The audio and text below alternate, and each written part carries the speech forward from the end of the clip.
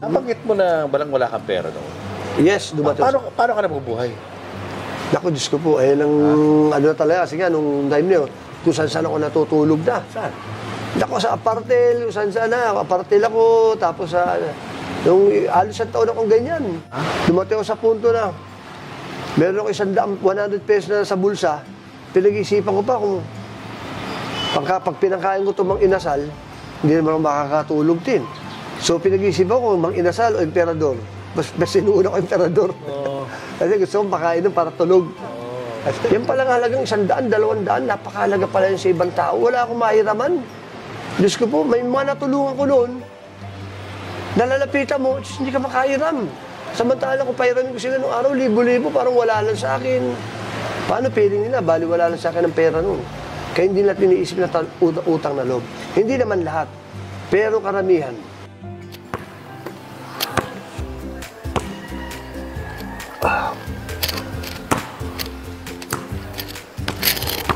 Pasok kami yan.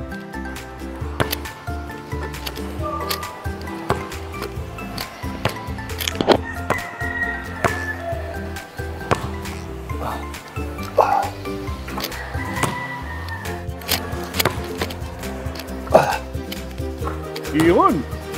3 points eh. Okay knock. Hindi ko naabot yung ring. Layup. Yan, layup. Pwede pa. Layup. Ayan, o. Yun. Ayos. Ito. Ano bang? Ano pakiramdam? Pagod. Grabe. Kailan ka ba huling nag-ensayo? Tagal na rin eh. Tagal na rin. Oo. Actually, itong year, saan ba kami naglaro? Naglaro Caloocan. No. First week ng February. No, first week. Sa buwan. Guys, kasama na natin Mr. Excitement, Bong Alvarez. Bong, welcome sa YouTube channel ko. Sa karangalan, maging bahagi ako nitong programa mo. Lagi ako nanonood nito. Uy, thank you. Maganda nga ito at nakakapag-catch up yung mga fans ninyo sa inyo. Tiwaran mo kung ano nangyayari sa inyong buhay. Yes, yeah, totoo. Ikaw, what's keeping you busy nowadays? Actually, basketball pa rin. Yung PBA Legends, awa ng Diyos eh. Kahit kami mga laos na eh. May nag-iimbita pa. Yung grupo namin nila, Alvin, Jerry Cordillera. Iniimbita pa rin out of town, minsan out of the country. So yan pa rin sideline ko. At the same time, consultant ako ng TGP Party List. Pero wala kang plano na pumasok sa politika? Actually, gusto ko makatulong sa sport sa Manila. Kasi nga, kung mapapansin nyo, after ko, wala nang taga-Quiapo na naging na PBA. Ikaw pala yung original na batang Quiapo. Yes. Kasi taga-Quiapo ka talaga. Yes, born and raised ako sa Quiapo. Okay. Pero ang mga magulang ko, both Ilocano. Kaya fluent ako mag-Ilocano. Kasi ang mother ko is from Bangged, Abra. Ang father ko naman from Bigan, Ilocos Sur. So, salita namin sa Quiapo sa bahay, Ilocano. Umana. Ang tatay ko nag-artista rin nung araw. Ayan, o. Ayan siya, ayan, o. Yan, o. Kasama niya rito? Ito mga sikat na artista nung araw yan, eh. Anong role niya? Ayun lang, medyo ano lang siya. Hindi siya ganun ka... Hindi ganun ka ano. Ito ako nung bata, eh. Nasiraan, ako nung bata, eh. Ikaw to? Yes, ito. Ayun. Nakakatuwa, eh, no? Ito, dito. Asa ka rito? Ito, saan pa ako rito? Hanapin mo nga. Ang itim ko, eh, no? Kaya po, nung panahon ko, nung bata ako yung pinakabobo sa team, eh. Walang biro, ako yung pinakabobo. Para akong para taga-rebound lang ako. Ang dami kong kasama na ang gagaling talented. Parang masabi mong, yung mga kapitbahay ko, puro Johnny Abarrientos, eh. Ganun sila kagagaling, para si Johnny Abarrientos. So, kaya lang, alam mo na, bata pa lang, na bibisyo na. So, hindi nagtutuloy. So, kung yun naman ang kaiba ko sa kanila talagang nag-concentrate ako, alas 3, alas 4 madali araw, jogging ako sa Luneta, lalaro na ang basketball. Araw-araw yun. Halos hindi na ako nakakapasok dahil sa basketball. So, gusto kong makatulong. At the same time, siyempre, Alam mo kasi talented eh, yung mga batang Quiapo. Tsaka hindi lang batang Quiapo, kahit yung mga taga-Tondo, yung mga taga-Delpan. Marami magaling sa basketball, kaya lang hindi lang tutuloy. Kulang lang sa... So, this coming elections, iniisip mo na pumasok. Pero naman, mahirap di pa talaga. Di pa rin ready. Mahirap. Mahirap. Siguro you can be a consultant sa mga mga Yes. Actually, politiko, diba? Magaling sa sports. Sa sports pwede, kaya lang, yun niya, hindi ka basta-basta makakapasok. Especially in Manila.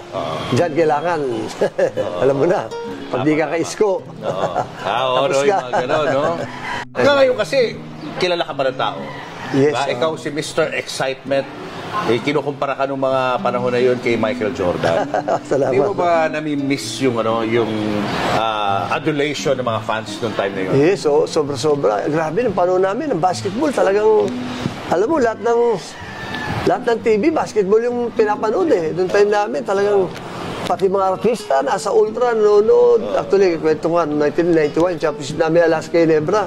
Pati si Presidente BBM, ando doon, nanonood ng laro eh. Hindi pa siya presidente noon, di ba? Hindi pa. Oh. Bata pa siya noon. Andun siya noon eh. Kaya sabi ko, ganun kahilig sa basketball ng mga Pilipino. At alam mo kasi, yan ang natin, di ba? Favorite na natin eh. Sports talaga eh. Yeah. Lahat ng kali, ginagawang... Totoo. Nilalagyan ng court, di ba? Misa wala na madaanan. Ilang taong ka ba na nagsimula ka mag-basketball? Ay, ako maaga. Siguro 7 years old, 7, 8, naglalaro na ako, pero... Nakachinelas ka lang noon? Oo, larong kalsada lang. Tapos hanggang sa liga-liga lang, mosquito, gano'n, tapos midget. Hanggang napunta, ayun nga, naglaro ko ng Bicol noong 1982-83. Ang manager ko ang nasirang si Mayor, naging Governor, Mayor Padilla. Tatay ni Robin Padilla. Tatay ni Senator Robin Padilla pala.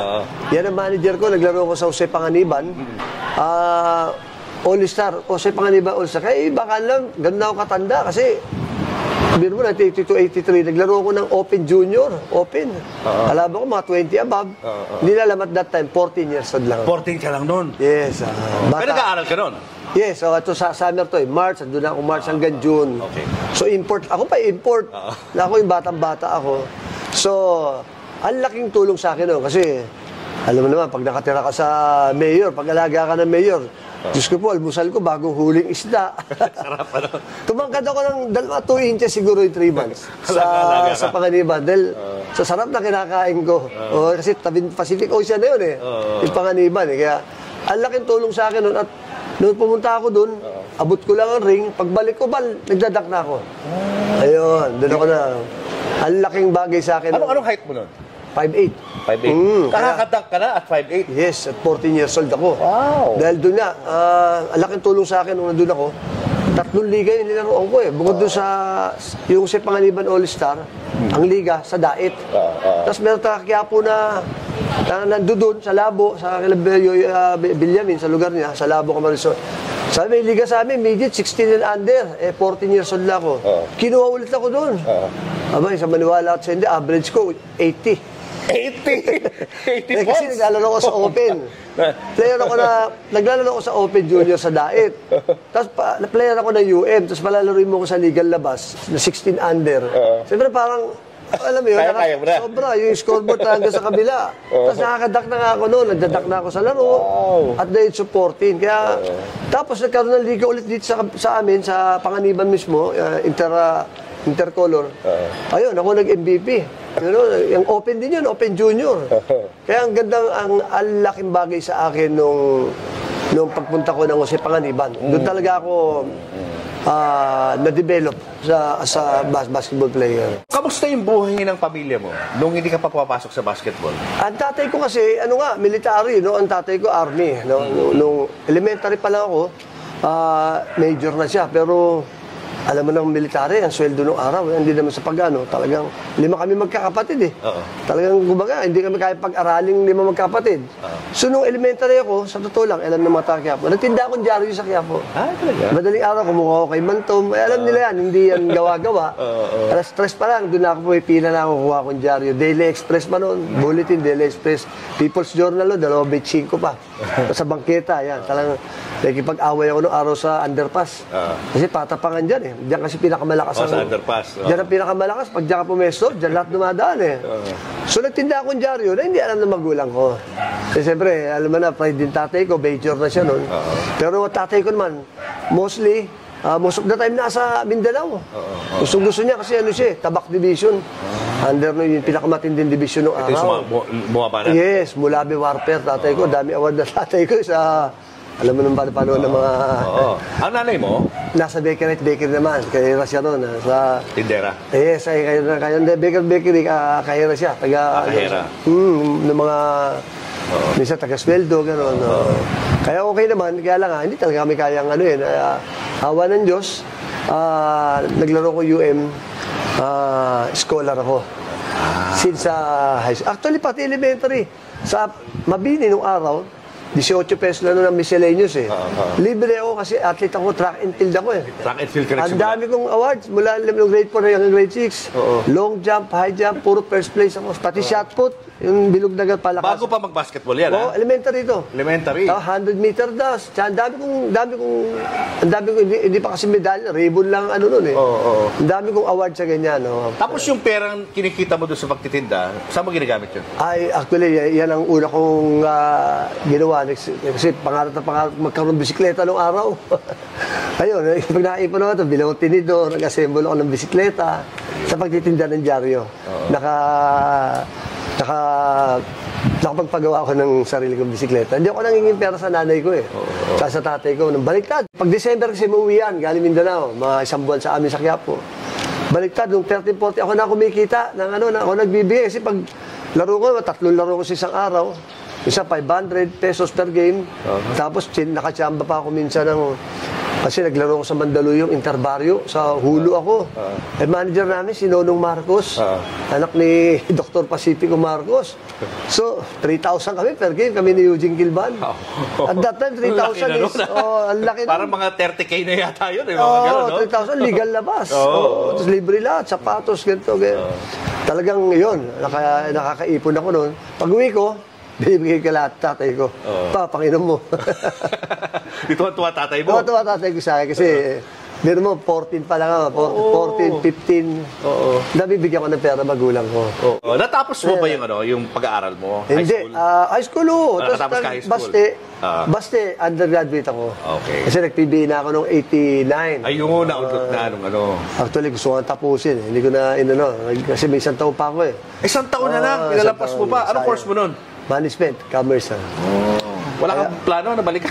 Ngayon, kinatatawagan ko nga si Il Pader. Kahit sa home lang, di ba? Sa bahay lang yung Alps, pwede yung tapusin, di ba? Yun nga naisip ko yun. Si sayang din eh. From a very young age, talagang ka na, sportsman ka na. Ay, sobra. At hanggang ngayon, sportsman ka pa rin. Track and field talaga ako nagsimula. Volleyball player ako. Captain ball ako ng volleyball. Pinasok mo. Sa Mabini, lahat. Pati sepak takraw. Champion ako. Yung sipa na bilog, sepak takraw. Champion ako dyan. So, just to be clear, doon sa mga kabataan na minsan nawawalan sila ng pag-asa kasi na parang hindi na nila kayang gawin yung mga ginagawa ng mga idol nila. Ikaw, nung nagsisimula ka pala sa basketball, hindi ka talaga magaling? Ay, hindi talaga. Hindi talaga? Wala, rebound lang alam ko eh. Hindi ko alam mga kung ano, tirang, nagtatawa nga ako, bigla ako naging Mr. Excited. Paano ginawa mo? Rebound lang, sa Quiapo, pag may liga, rebounder lang ako. Rebounder ka lang? Ang dami magagaling talaga sa amin. Ang dami magaling sa amin. Hindi ka rin nakakashoot masyado? Hindi, rebounder lang ako eh. Minsan niya alaw si Butch, saka laban pa eh. Patay tayo dyan. Yes, minsan lang ako. Rebound ko yung bola, sinut ko, scored pa na ng kalaban. Yari. Ganun ako nung liga sa amin, nung midget, yung sa Quiapo, sa may Muslim, sa simbahan ng Muslim. Kaya talaga rebounder, yun lang alam ko. Kaya talagang nagtsaga ako, hilig ko lang talaga tumalon. Ang hilig ko tumalon, so ginawa ko, naglagay ko, paggawa ko ng sarekto, paggawa ko ng tela ng maong, yung mga ritasong bakal, pinagawa ko, nilalagay ko dito ko. Tapos, meron naging kaklase doon na, na meron siyang, pumapasok sa eskwela, meron siyang ankle weights dito. Sabi, para saan yan? Palakas tumalon. Sabi, ito, alam mo ginawa ko, may gitara ako nung araw, hilig ko sa gitara. Pinagpalit ko yung gitara ko sa ankle weights. Sinwap mo, ha? Oo, pinagpalit ko. Yun, lagi ko na suot yun. Kaya kahit suot mo habang naglalakad ka? Kahit pumapasok sa eskwela, may bakal ako dito. Bakit? Pampabigat, para Pampalakas. pagtanggal mo, gang mo eh. Totoo talaga. Ah, totoo ah. Effective talaga, effective. Oo. Tapos meron pa ako dito. Oo. Kaya dumating ang araw na kahit suot ko na yun, bali wala nang dak sa akin. Sino nagturo sa'yo nun? Oo, wala. Sa isip ko lang. Kasi Sa isip mo lang? Nakita ko nga, yung kaklase ko pag tinanggal mo, lagay mo to, lalo pag paakyat yung dana, papunta sa eskwela, di ba? Paakyat ka, may bakal ka dito. Ang hirap nga naman. Pag tinanggal mo, totoo. Hanggang ang napakaramdam mo. Kasi parang 5 to 10 pounds ang isa nun. Imagine mo, suot mo. So yun, araw-araw ang ginagawa. Jajogging ako nag-jogging ako sa cultural. Nung high school na ako nito, jogging cultural. Noong time na yun, uso pa yung hold-upad dyan sa Quezon Bridge eh. Yung sa ano. Ano nangyari Ang sa'yo? ginagawa ko, pag tatawid na ako ng Quezon Bridge, hawak ko muna isa at tatanggal ko. Tapos may umarang sa akin. Pagpapalo ko. So yun, pag tatawid ko ng tulay, susot ko ulit. Yun ang gawa, araw-araw yun. Kasi nga, yan talaga ang pesto ng hold-upper ng araw sa tulay. Diba? Ang dilim dyan eh. Ang Quezon Bridge, at dilim-dilim dyan. Noong 1984 ng January, ginawa intersecondary sa Naga na naman, sa Bicol, sa Naga, sa University of Nueva Cáceres. Nag-record ako ng 56 points in one game. At siguro, mga 3-4 na beses ako nagdak sa laro. Na ano to 15 years of 15 and a half ako. Kasi 1984 ng January, so magsi-16 ako ng June. Ang laking bagay din sa akin nung naging part ako ng UM na team. Kasi nga, di mo 14 anyos ako, makasama ko, mga 20 anyos, mga mama. Kumbaga sa manok eh.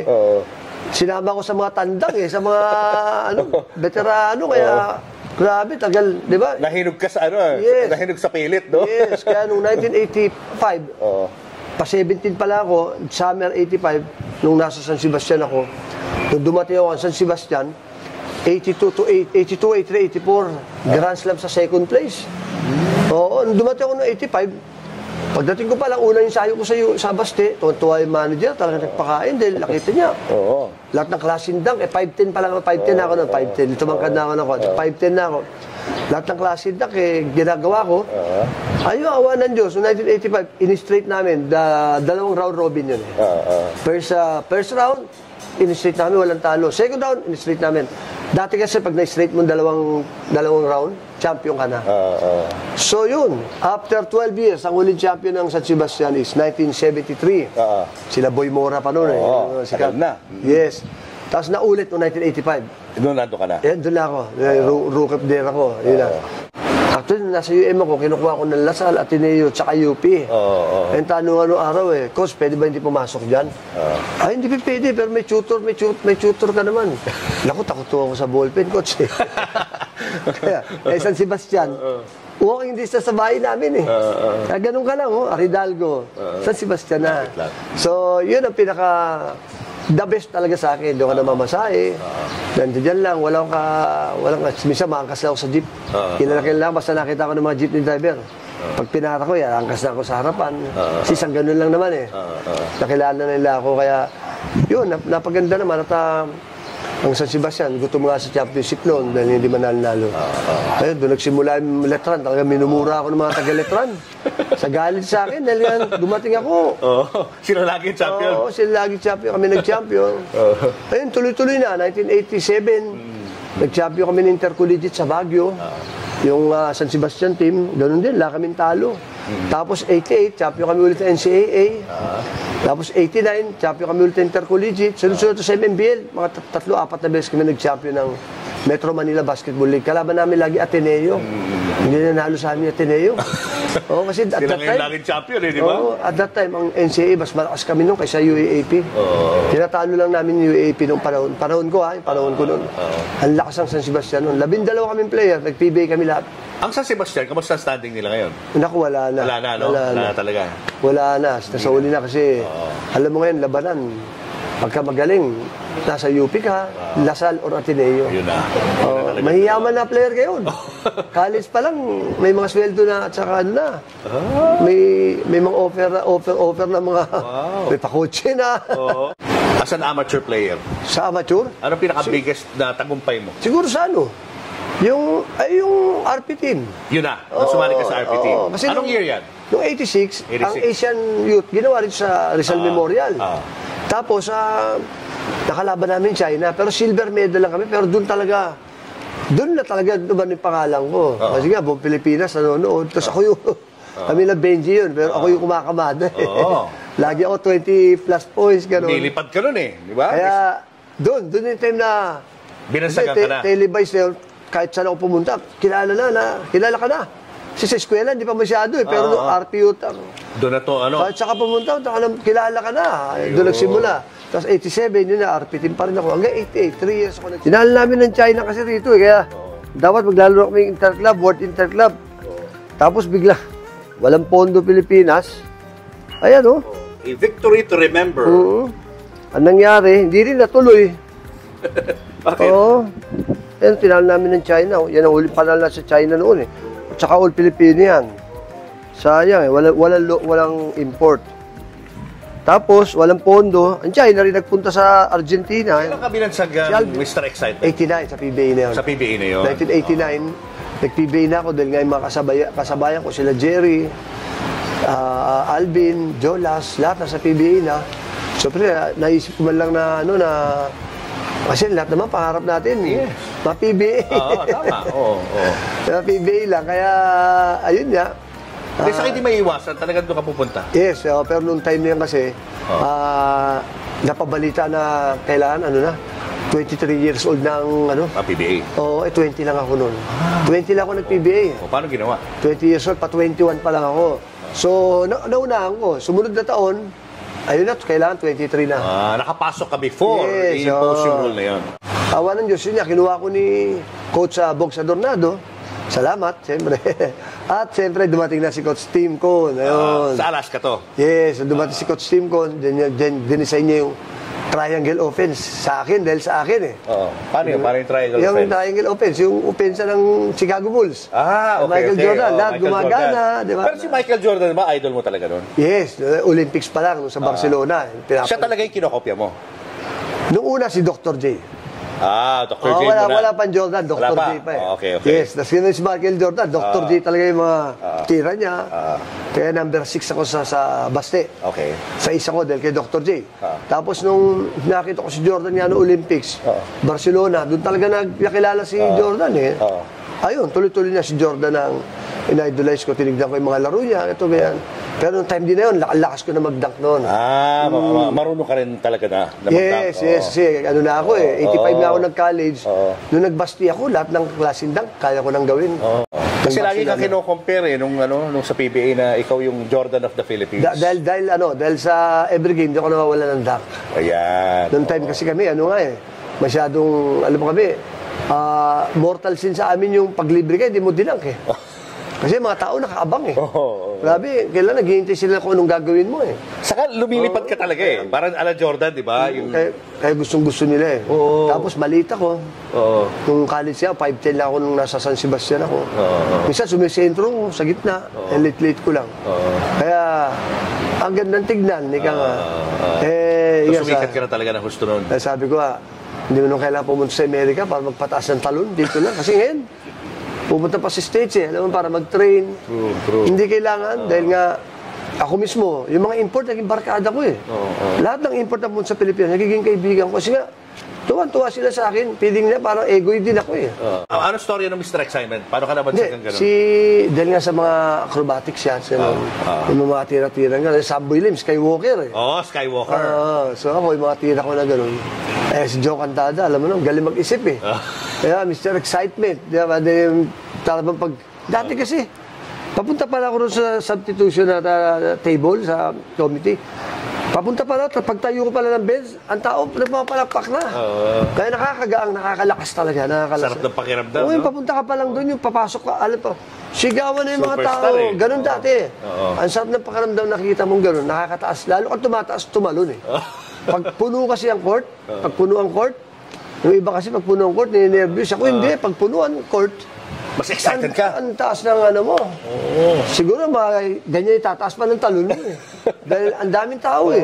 Ano ba eh? Di ba, parang, Talaga nagpe-perform ka pag may maraming tao. Yes, grabe noon. Ang saya-saya ng PBA dati. Sobrang saya talaga. Nakakamiss din eh. Kasi nga, last championship ng San Miguel Pure Foods sa Araneta, nung ako, yung taas ng Araneta, walang tao talaga. Championship Nung panahon namin, Iba na, naku, kahit sa upuan sa taas, wala kang makikita na bakante. Wala talaga. Hindi ka Marami na kasing libangan ng tao ngayon. Yes, at saka ang ticket noon, yung 100 pesos, nagiging 2,000. Iba na no? Scalper, grabe noon. Oo. Ang hilig sa basketball noong araw. Tell us about yung championship. Anong naalala mo doon? Sa laban na yan? Gusto ko mag-champion kasi nga, nung 1990, second year ko, best of 5 kami ng Pure Foods. First game namin, panalo kami, best player ako. Second game, panalo kami, best player ulit ako. Tapos yung third game, mythical 5 ako, no? Mythical 5 ako. Sabi ko, pagangat ko ng plaki ko. Sabi ko, thank you Lord, ito pinakamasayang araw ko. Mythical 5 pero second year ko na, mythical 5 ako ng PBA. It turned out na hindi pa natin.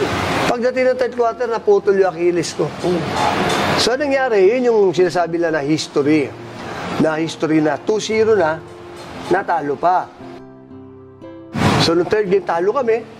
So, 3-2-1. May isang panalo lang kami. Kaya pa naman, totoo rin, di ba? In-straight kami ng Pure Foods. So, nakakalungkot dahil nga, biro mo, pa-champion, di ba? Pa-champion ka, tapos 2-0 best player. Nasira yung momentum. Mabigat pa dun. Ano pa? Expiring yung contract ko. Isipin mo, expiring contract ko, so yung nakaabang na kontrata, medyo mabigat. Mythical 5 ako eh. Naputol yung Achilles ko. Paano naputol? Tuloy-tuloy na sa kamili kasi ako nung rebound. Pag gano'n may pack, tuloy-tuloy na gano'n. Pum, pag gano'n ko, naramdaman ko na eh. Gumanon na yung pack ko, di ko na maigalaw. Yun, sabi ko, nako, umakyat dito yung Achilles eh. Talaga na, kaganyan na, lupay-pay na yung pack ko, wala na. Diretso na ako ospital. Kinabukasan, madaling araw, December 16 na nangyari, December 17, 1990, inopera na kaagad ako. Inopera na ako, hanggang dito yung ano ko eh. Mahirap, kaya awa ng Diyos kasi karamihan, lahat ng naputol ang Achilles sa Pilipinas, hindi na nakabalik. Hindi nakabalik. Nag-therapy ka? Yes, oo. So, How long yung ano mo? Recovery mo? June pa lang, bumalik na ako the next year. Ang bilis. 1 year. Wala 1 year. Wala Kasi a year. yung third conference, December, 1990 ako na, no? Third conference din. At the same conference na naputol to, doon din ako nakabalik. Okay. So, September 1991, simula na yung third conference na nga, September 1991, third conference. Ayun nga, same conference din yun. Championship na naman kami, kalaban na Hinebra naman. Import ng Hinebra nun si Wes Matthews eh. Grabe, 58 points ang average eh. Ang galing ni Wes Matthews eh, kasi kagaling niya lang ng LA Lakers eh. Pamalit ni Magic Johnson eh. Kaya talagang, kumbaga parang namasyal lang dito eh. Ganun kagaling si Wes Matthews eh. Sila nakalaban namin, ang mabigat doon, ako pa yung na-assign sa kanya bumantay. Parang kiti-kiti. Ang bilis, sobrang bilis. So yun, buti naman, na 3-1 namin, best of 5 na 3-1 namin. Ayun. Same conference na yun, nag-champion kami, nag-finals MVP ako. Ayun na. Naka-bounce back ka, no? Yes. Na-regain mo. Yes. Yun na wala. At nung 1990 nga pala rin, yung year din na yun, kaya kala ko talaga tuloy-tuloy. Kasi nung 1990, nung April 1990, doon ako gumawa ng 71 points. In one game sa PBA. Yun yung bago maputol yung Achilles ko. 71 points in one game. Nawalan 3 points. Puro 2 points. May higit 10 dunks. So, yung laro na yun, yun ang ganda. Yun ang pinakamaganda kong taon, yung 1990. Sabay na putol naman yung Achilles ko. So yun, awa nga ng Diyos, nung 1991, Champion na kayo. nag-champion kami, nakabalik ako. At nung unang laro ko pa lang, nag-dunk agad ako. Si team ko, unang ensayo ko pa lang, takot, Bong, don't do that. Kasi alam niya baka sabi ko, Coach, it's brand new. Kasi nga, hindi alam na maraming ginawa ko. Nagpunta ako ng Port Ilocania. Bago ako bumalik sa ensayo, nagpunta ako ng Port Ilocania. Kasi ang ganda ng buhangin doon. Ang haba eh. Doon ako nagja-jogging araw-araw. Bakit ko naisip? Kasi nakikita ko kasi minsan nanonood din ako karera ng kabayo. So yung mga kabayo, diyan pinapractice. Kasi sakit ng kabayo, tendon sa tabing dagat. So yung ginawa ko araw-araw, jogging. Totoo nga naman. Kasi pagka tumakbo ka sa tabing dagat, siyempre kaya nakapaa ka. Pag nakasapatos kasi tayo, patay yung Achilles mo, pag nakapaka, tumitigas, Ayan, nakita mo? Ayan ang kakain niya. Kaya totoo.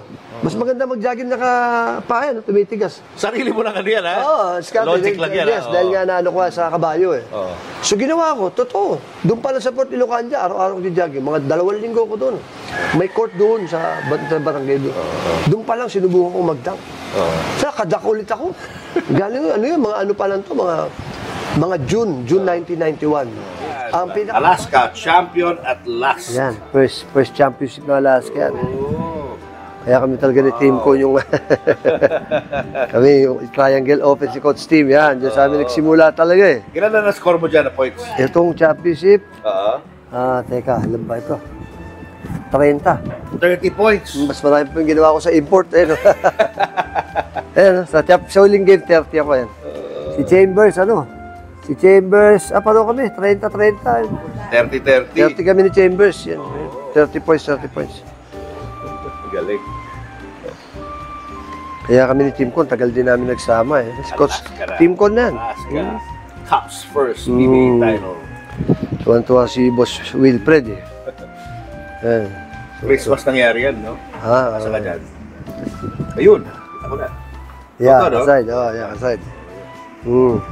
Ganda. Nakakatuwa kasi from injury, no?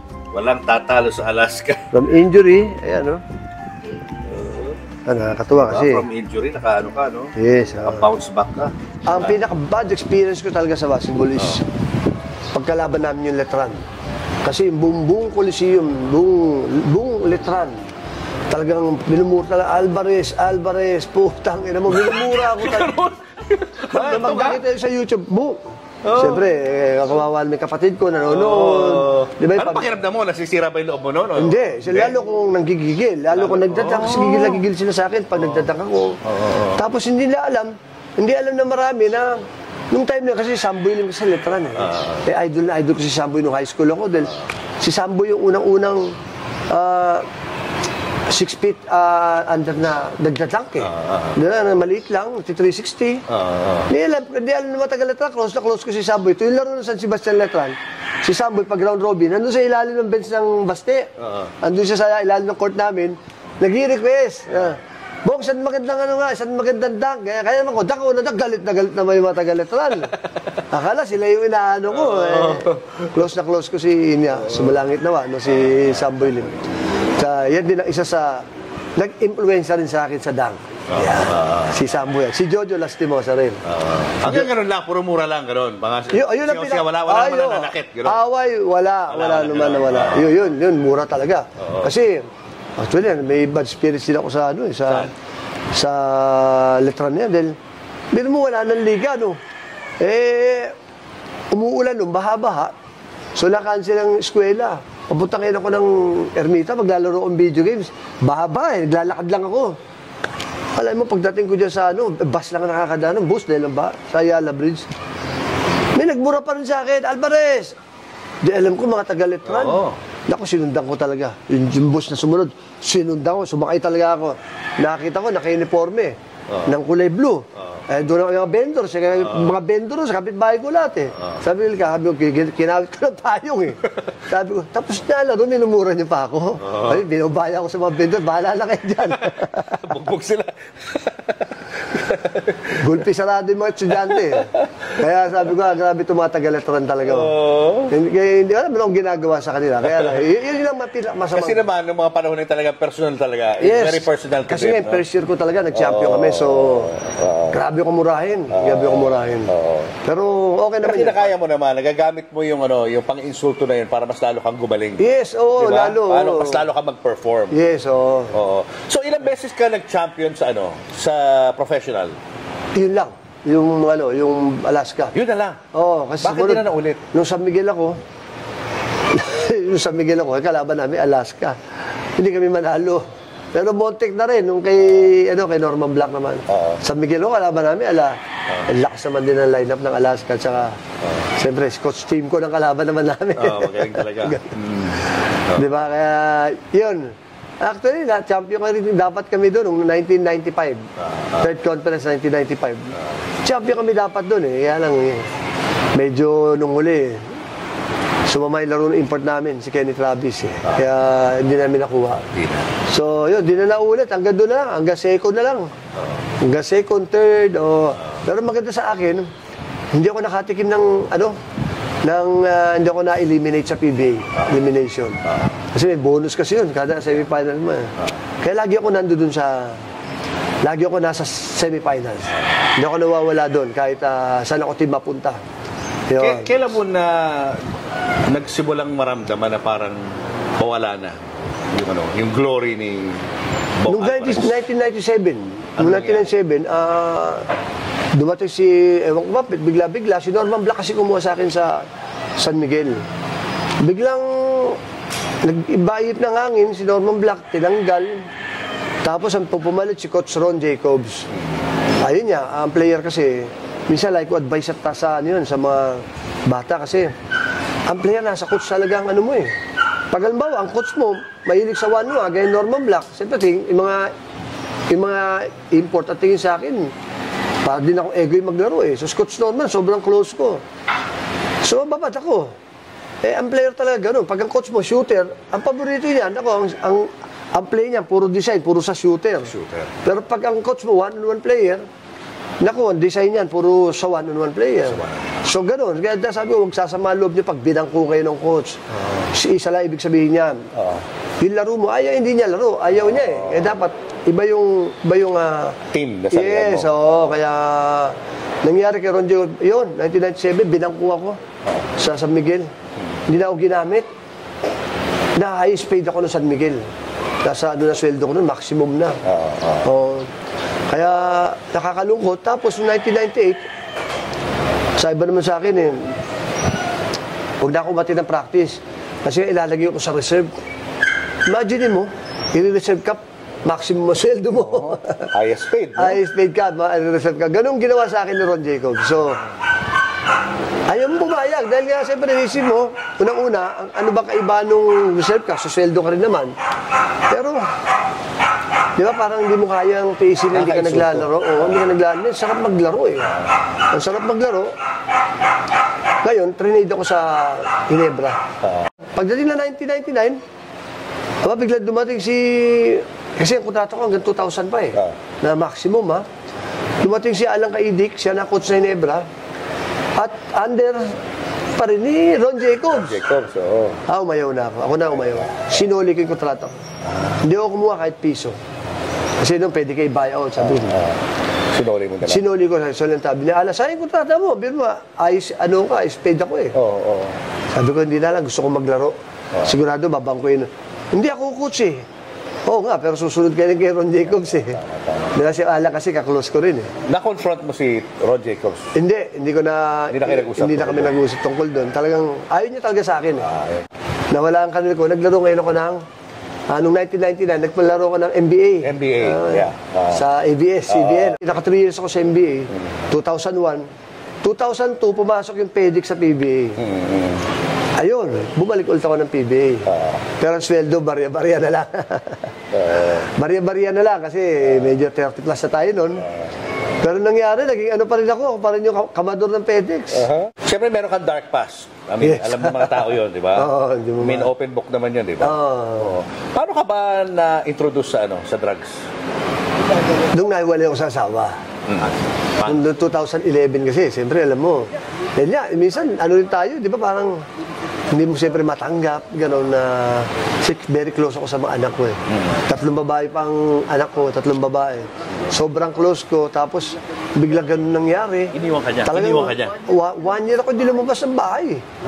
1 year, hindi mo maiimbita sa mga birthday, hindi ko ma-enjoy ang buhay. Na-depress ka? Kasi parang, ka? Yes, parang tumigil na yung mundo sa pag-ikot. So, gusto mo, doon ako sa bahay. Doon ako naaldaan talaga. Wala kang ginawa kundi mag-drugs lang. Wala kang outlet eh. Parang doon ka lang talaga na Sino nag-ano sa'yo, introduce ng droga sa buhay mo? Mga kaibigan din, siyempre. Kasi mo, pag sa ganyan, yung mga parang mo may problema, yan ang kakasama mo dyan eh. Ganun yan eh. Kaya, ayun, mga tropa-tropa din. So, nangyari dyan, iniwan ka ng asawa mo, wala ka na rin career masyado sa basketball. Wala na. So, habang nandun ka sa condo, nag-rehab ka? Hindi, pinarehab ako. Pinarehab ka ng misis mo? Oo. October 2012. Saan ka nagrehab? Sa Tagaytay. Sa Tagaytay. 2012 hanggang 2013. 6-7 months din. Ganon. Pero ayoko magpadalaw. Nabuisit ako lalo eh. Sa rehab, lahat ng tao makikilala mo eh. Paglabas mo, lalo kang lalala eh. Kasi nandiyan lahat ng, di ba? Lahat ng klaseng, grabe connection ng, alam mo, mga anak na mayayaman ng mga drug lord. Nandiyan dyan, sineself-keeping ng mga magulang. Nandiyan dyan, makikilala mo lahat. Kaya paglabas mo, yung network mo sa drugs, lalong lalala eh. Parang, kailangan, siyempre, bibigyan ka number, ganito, ganyan, tatapon mo talaga lahat eh. So, Kaya, lalong lumala? Lalong lumala. Kasi nga, ano ka, yung dumami yung contact mo eh. Kailangan tatapon mo talaga lahat yung, di ba? Na hindi mo ginawa? Oo na, punta ka dito, punta ka dito sa lugar ko. Madali lang. Dahil Tagaytay, karamihan, taga Cavite. Talaga yung mga, alam mo yun, yung mga talagang, mga talagang na kilalang mga nagluluto. Yun yung mga kasama ko sa loob. Kaya, dako, Diyos ko mo, sa totoo lang. Ang hirap din pala ng ganun. Hanggang sa dumating nga ang punto na, eto na, naging tambay ako sa QC. Yan, mga barkada ko. Mga kaibigan ko, pala yun, yung nagpahuli sa akin sa Quezon City. Nung birthday niya ng July 4, year before that, nung pahuli niya ako, nagkataon, may pera ako. Kung pa yung nag-blow out, ayun, sinet up ako. Sinet up po. Pero ramdam ko na may gagawin kasi pinaghihintay ako ng pinaghihintay na matagal. Na, keso yung kaibigan daw namin, na taga roon, hindi si Junior na standby doon sa Quezon City. Nanalo doon sa casino. So, bigyan daw ako ng pamasahe. Sa that time, wala na ako eh. Pabuntang Baguio para sa hearing ko. So, ako naman si Gago, naniwala. Hintay ako ng hintay. Yung pala, inaayos na lahat. Bobby, ganito, ganyan. Barangay chairman. Ay, grabe talaga doon talaga. Nagulat ka? Grabe. Iyak talaga ako. Ako umiyak ka? Minumura ko talaga yung tao, yung walang yung nag-set up sa akin. Kasi nilatag naman pulis yung drugs. At mabuti, hindi ako pinatay. Dahil nung araw na, alam mo na, uso yung bariling ka, lagyan kang baril, tapos ka na. So, biktima din ako yan, pero awa ng Diyos, di mo ako pinatay. Pero pwede ka patayin anytime. Pero nakulong ka? Nakulong ako. Gano'ng katagal? Ang daming kinaso sa akin. Diyos ko po, kung ano-ano kinaso sa akin eh. Pumunta ako doon eh.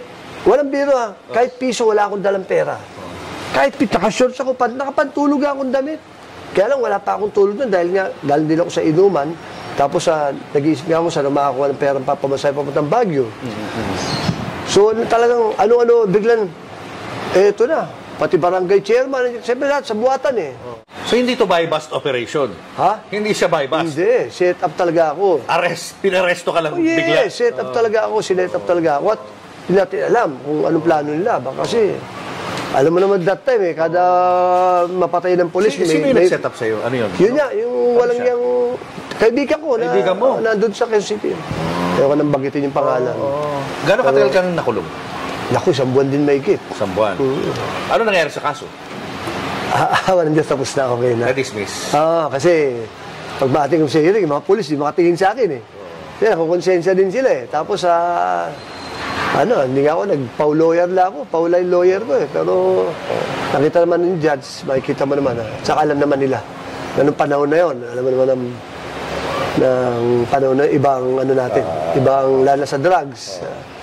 Pasalamat din ako at yun nga, hindi ako pinatay. Diba kasi, alam naman natin Ilang beses kang na-arresto? Yun lang naman. Sa buhay mo? Yun lang naman. Meron, nireklamo ka nun, di ba, na nanakit ka ng taxi driver? Tagal na yun. Tagal na yun. Nakulong ka doon, di ba? Isang araw lang. Isang araw. Pang ano lang. Ano yung minsan na naging lamang ka ng balita namin sa ABS nung kino-cover ka nung reporter namin noon na si Gretchen Malalad? Tapos nagkaroon kayo ng encounter, nagkasuntukan kayo noon eh. 2007. Ano story noon? Hindi ka, nakatulog kasi ako sa taxi. Galing ako ng laro kami sa Lucena, sama ko mga artista. Tapos, pag-uwi namin, birthday ni Kuya AP yun. Inuman sa coaster, inuman, pauwi. So, nakatulog ako sa taxi. Medyo alam yung taxi driver, medyo inikot-ikot ako saan-saan. Nagulat ako, nasa ano na ako, Mandaluyong. Nagkaanuhan kami. Ayun pala yun, yung taxi driver. Kaya nangyari, ako naman, siyempre, hindi naman ako para mandel. Feeling ko, tama ako. Ako yung na-detain dun sa tapos hiningihan ako ng mga polis hiningi daw ng taxi driver 15,000. So ako sabi ko, ba't ako pa hihingi yan? Ako nga itong inikot-ikot pwede nga akong patayin yan, tulog ako sabi ko gano'n. Umagahin na, maghahatid pa ako ng mga bata kasi madaling araw nun Dumating si Ma'am Gretchen, kinausap ko, si Gretchen, tapang din Sabi, Ma'am, pangawa mo na, huwag mo naman ako i-cover mga anak ko, 3 babae rin, papasok sa eskwela mamaya. Lahat ng pakausap ko, wala, ayaw ko tantanan. Wala ko pumunta sulok, kahit sana, ayaw ko tigilan talaga Sabi, inaano rin ako niinis ba? Kayo maabot sa ganun. Ayun, nangyari, natuluyan ako. Sinakal mo ba siya nun? Hindi naman, ko lang, sinasalag ko lang kasi alam ko naman, kakilala ko din siya. Pareho kami taga Greenwoods yung araw. Okay. Taga Greenwoods ako, Greenwoods din siya. At saka barkado ko rin yung mga yan. Siya, close din ako kay Munsur, na Rosario. Si Alvin Aguilar. Kung mga ka-close friend ko yung mga yan, nakakilala niya rin. Kaya nagkataon nga, nakainom din ako nun. Ayun, sa iya ko ba na malaman na ganito? Mga anak ko. Ayun, lalo lumala. Patuloy si Kuya Epe, tinawagan, nangyari sa'yo? Sabi ko, naku, Kuya Epe, napasama. Bungi, drug test ka, Ay, walang problema, hindi ako nakadrugs. Nakainom lang ako, so drugs, sa harap niya, ihi ako. So yun, drug test ako. Wala naman talaga. Kaya lang yan, naging, laking storya dun Hanggang sa tinamit na sabi ko, ikaw naman, binibigyan, sabi ko, papayin na, willing na ako magbigay ng 10,000 dun May material sa akin 5,000. Ayaw ng mga polis, ayaw doon ng taxi driver. Sabi niya, ako, Sir Bong, hindi ako nangingi kahit piso, sabi ng taxi driver. Yun pala yung mga polis na may gusto. Ayun, okay naman, nangyari. Okay. Naayos naman yung kaso. Pero si Gretchen hindi na nag-file ang reklamo sa'yo? Hindi, naging magkaibigan pa kami. Naging magkaibigan na kayo after? Pa-picture pa kami sa... that's nice. Naging pa kami. Kasi okay naman. Okay naman kami after nung sa hearing. Parang parang wala na. Sorry lang, gano'n din ako sa kanya, dispensa. Okay naman, ayos naman yung walay namin nung 2007 yun. Nabanggit mo na wala kang pera noon? Yes, dumating.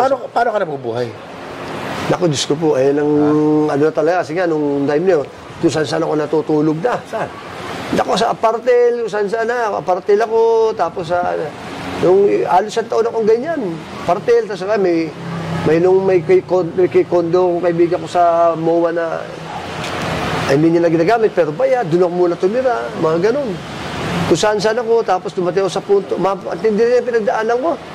Dumating ako sa punto na, meron ako 100 pesos na sa bulsa, pinag-iisipan ko pa kung pag pinangkain ko itong mang-inasal, hindi naman ako makakatulog din. So pinag-iisipan ko, mang-inasal o emperador. Mas sinuuna ko emperador. Kasi gusto kong pakain para tulog. Kasi may busog ka, di makatulog, hindi nakainom. Maabot ako sa ganun. Pero gumagamit ka pa rin nun, ng drugs? Pagka meron, kasi wala naman akong pera nun. Pag may mga kaibigan na pupunta, ayan. Puro bigay lang? Kasi wala naman akong pambili. Wala talagang pambili. Hanggang sa, ang hirap din ang inabot ko nun. Tapos mga anak ko, hindi ko nakakausap na nun. Tapos mga kapatid ko, hindi rin ako... May mga kapatid ko abroad. Iniiwasan ka na ng mga tao? Kapatid ko abroad, wala, hindi na ako. Ang tagal ko dyan, sa West Avenue, partil dyan, ang tagal ko dyan tumira, ilang buwan ako dyan. Hanggang sa, hindi ko alam, saan ako pampambayad Kaya yung naaalala mong malungkot na bahagi ng buhay mo na, parang pakiramdam mo na walang-wala ka na talaga? Yun doon, yung time na yun talaga, 2011. Ano yun? Yun, yung time na wala na talaga, wala na akong... Grabe, doon ko rin nakita na, alam mo, totoo talaga ang Biblia. Sabi nga, all things work together for good, Romans 8:28, no? All things work together for good to those who love God, to those who are walk according to His purpose. Sabi ko ganun. Ako kasi palabasa ako ng Biblia, pero hindi ko naman sinabubuhay. So, baliwala din. Alam mo, ito mo, all things work together for good. Totoo din, kasi doon ko nakita na, yan palang halagang 100, 200, napakahalaga pala yun sa ibang tao. Wala akong mairaman. Diyos ko po, may mga natulungan ko noon, nalalapitan mo, hindi ka makairam. Samantala kung pairamin ko sila noong araw, libo-libo, parang wala lang sa akin. Paano feeling nila? Bali, wala lang sa akin ng pera noon. Kaya hindi natin iniisip na utang na loob. Hindi naman lahat, pero karamihan. Dumating ako sa punto na wala akong mairaman. Alam mo, kahit 300 pesos, ang hirap. Ang hirap. Kaya yung mga tao naman na yun, ngayon, kaibigan ko pa rin sila, pero Hindi na, kumbaga, hindi na Pero ano pakiramdam mo sa sarili mo kapag ganung humihingi ka ng pera sa iba? Naku, nakakahina talaga. Kasi hindi naman sa pag talagang sobrang down na, ayaw mo na talaga mabuhay. Parang katapusan mo na talaga. Wala. Inisip mo yun? Naisip ko, talagang nagpapaba ng buhay ko lang talaga is yung mga anak ko. Yung mga anak ko. Pero wala namang sa punto na parang dumating sa punto na parang gusto mo nang tapusin yung buhay mo. Naku, wala nga akong katakot-takot eh. Di mo, wala akong takot sa katawan dahil nga iniisip ko, wala ka ng kwentang tao, gano'n. Wala akong katakot-takot kahit nung panahon na ni Presidente Duterte, hindi ako natatakot. Saan ako nagpupunta, hindi ako natatakot kasi nga feeling ko parang wala na eh.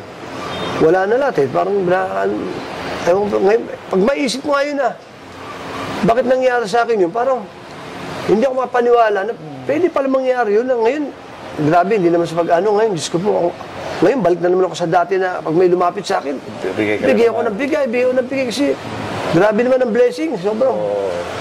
Ayun naman, ano yung pinanggagalingan nun?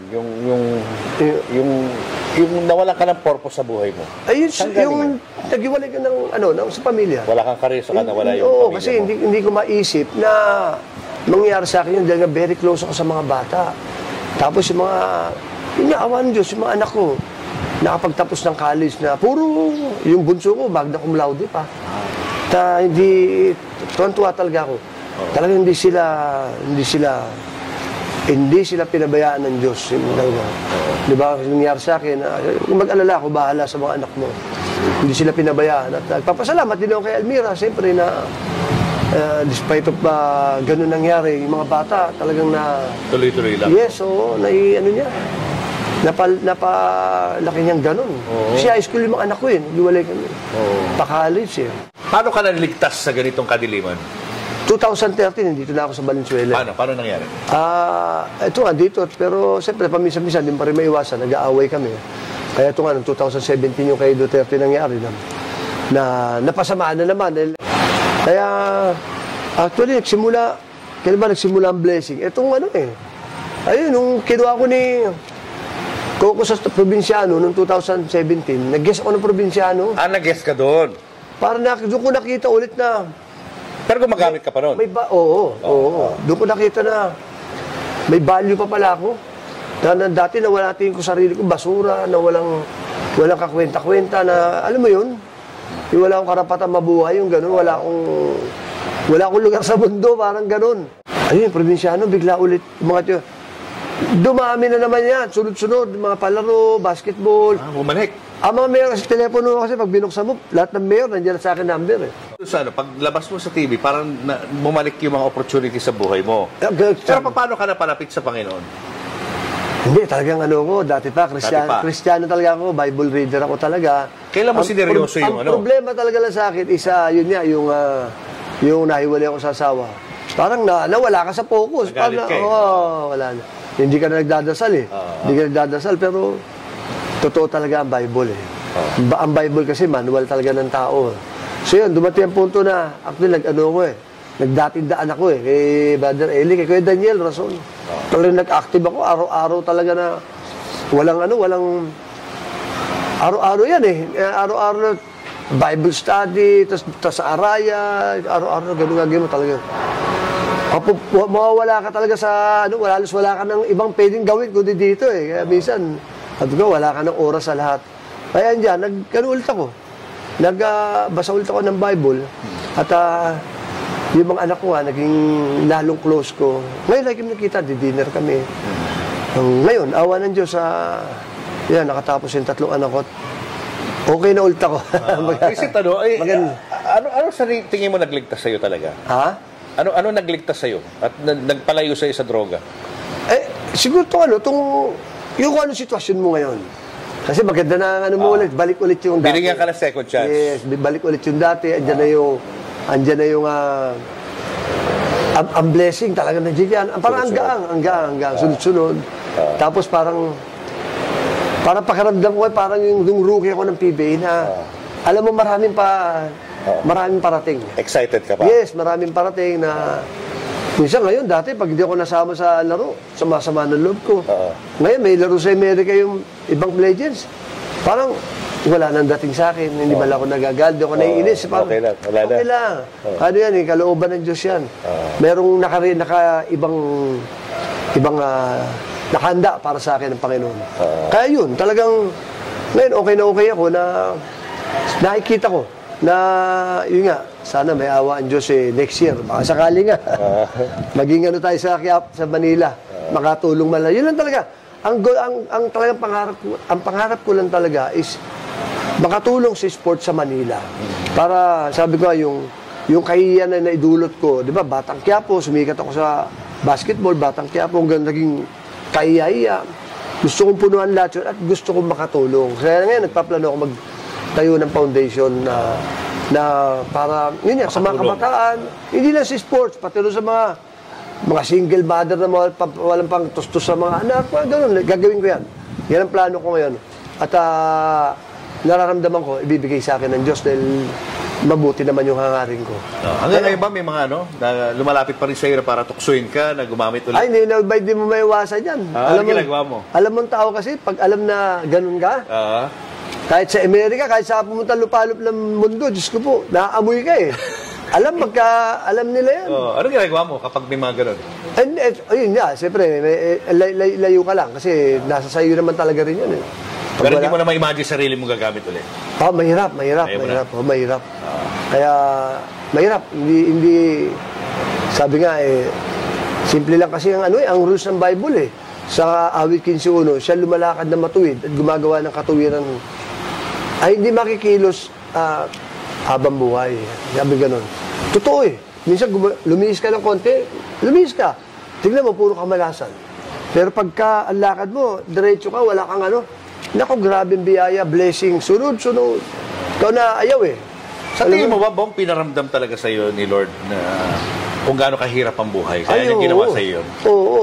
Sabi ko may Anong purpose? May purpose ang sa akin. May plano ang Diyos sa akin. Nakikita ko kasi yun na-experience ko. Hindi na-experience ng kahit sinong player. So yun, kaya ko explain. Kaya ko tumulong. Dahil, di ba, sila Alvin, patrimonyo. Yun na-experience ko, hindi naging experience.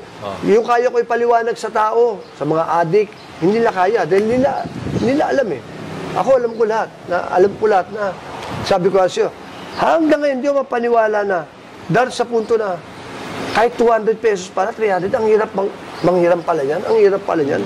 Grabe pala sa ibang tao yan. Ito mo, ganun.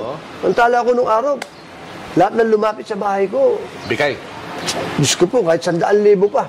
May sakit si ganito. Grabe, hanggang naloob ko sa ganyan. Dati kasi dumaan ka sa period na galit ka. Galit ka sa mundo, galit ka sa Diyos, sa mga nangyari sa'yo. Ngayon ba, looking back sa mga nangyari sa buhay mo, meron pa bang galit sa puso mo? Ay, wala na. Wala na. Okay ako kasi. Wala. Sabi ko kasi yung 3 anak ko, nakagraduate na ng college na. Puro tataas na ang mga grado. Kasi pangalawa ko, nasa UST pa ngayon, nagme-medicine. Next year, doktora na.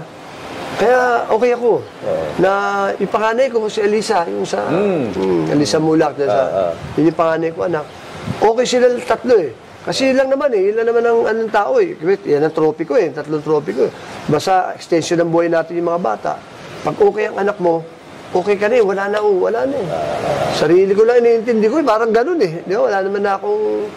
Wala na akong dapat problemahin pa.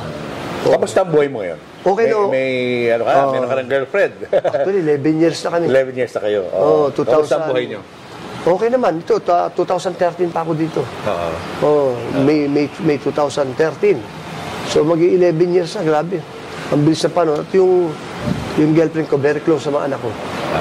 So, super close. Noong isang araw lang, dinner kami ng mga bata. Okay naman. Kaya,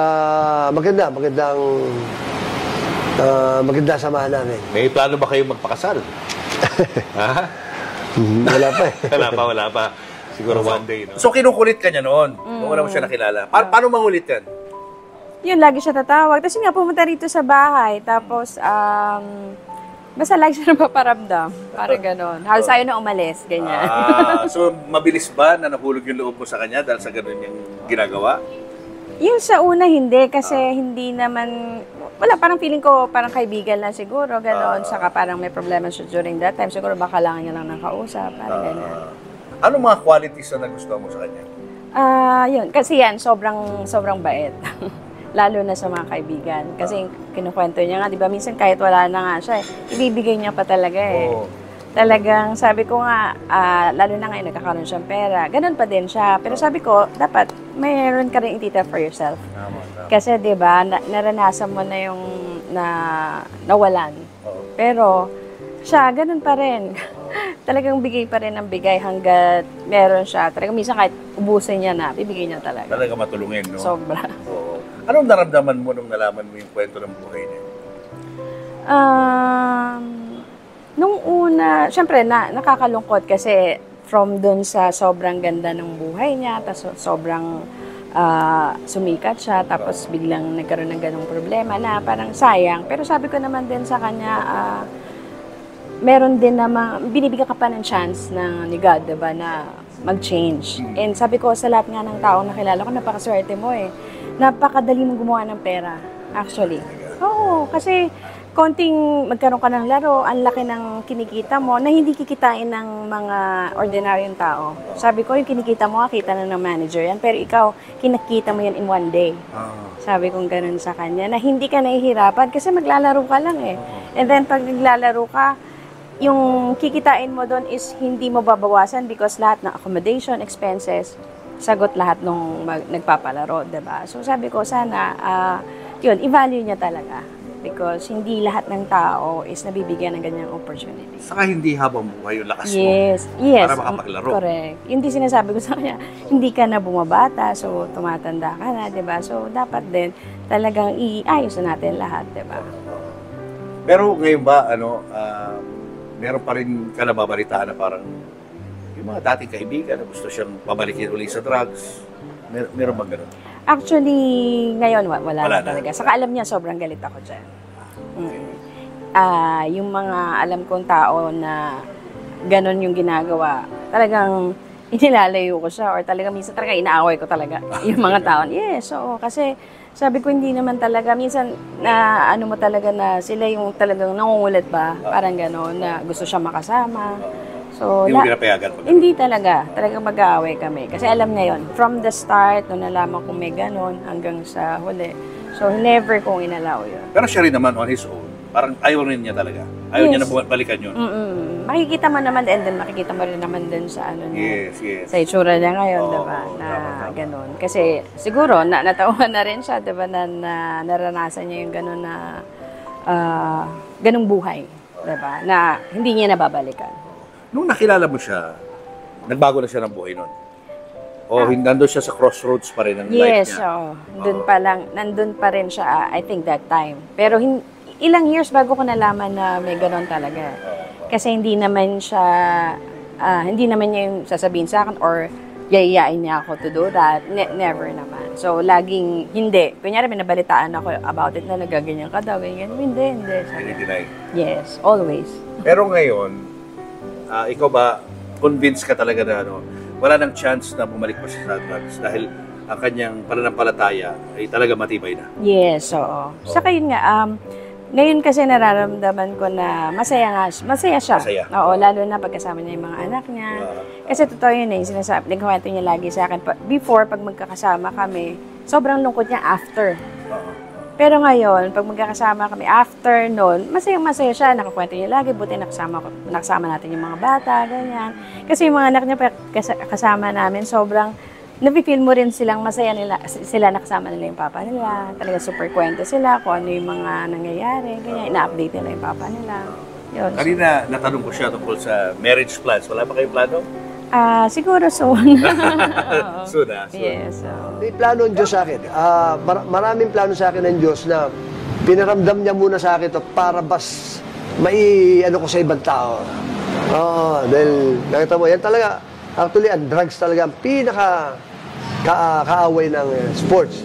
Hindi lang ng basketball, kahit sa anong sports. Yeah. At hindi lang sa sports, kahit naman sa eskwela. Sa kaaway talaga ng buhay mo yan, di ba? At saka matatawa kayo kasi sa totoo lang, yan pa yung yan yung, pag tinignan mo, wala ka naman talaga wala ka makikita totoong kaibigan dyan. Wala. May kaibigan mo lang dyan dahil Gumagamit kayo pa rin. nakakalibre sila o kaibigan mo. Pero sa totoo, hindi mo sila kaibigan. ang sports therapy rin sa buhay.